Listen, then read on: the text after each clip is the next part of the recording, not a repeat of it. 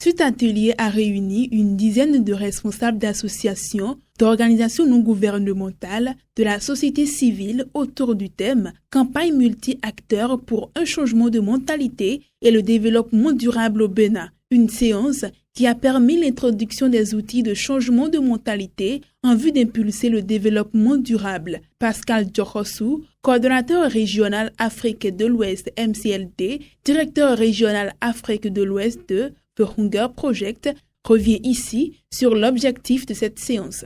Partager les outils qui sont disponibles et qu'on peut appliquer au niveau des communautés, au niveau de nos populations pour accélérer les changements de mentalité comme fondement d'un développement durable. Donc c'est ce que nous avons fait et nous avons voulu nous tirer avantage de tout ce qui existe comme outil de changement de mentalité. Et nous savons que IYF a une longue expérience dans ce domaine. Nous l'avons invité, nous avons invité d'autres acteurs de la société civile, nous avons invité les jeunes, Sévéry, je ne suis pas exhaustif, mais pour qu'ensemble, on partage ces outils et qu'on se prépare à mener une campagne nationale pour que le changement de mentalité soit un fondement pour un développement durable au Bénin. Il sera appuyé par Kim Sion-Hwan, président IYF Bénin, le formateur principal qui a partagé avec l'assistance l'exemple sud-coréenne.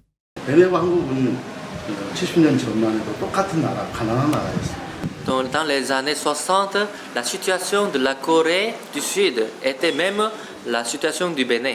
Mais la Corée du Sud est entrée dans les 10 premiers pays au monde. Mais lorsque on voit les conditions du Bénin sont meilleures que la Corée. Mais comment la Corée s'est développée comme ça? On a le changement de mentalité.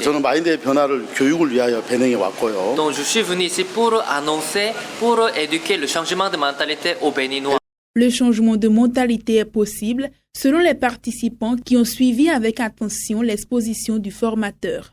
Oui, c'est bel et bien possible. C'est vraiment possible. Et je dirais même qu'à Cotonou ici, ça a commencé par prendre corps. Il reste maintenant à aller dans les localités qui sont un peu loin de Cotonou pour développer ça, pour asseoir ça comme ça se doit. C'est vraiment possible ça. Il n'y a pas de mot à dire, de commentaires à faire là-dessus.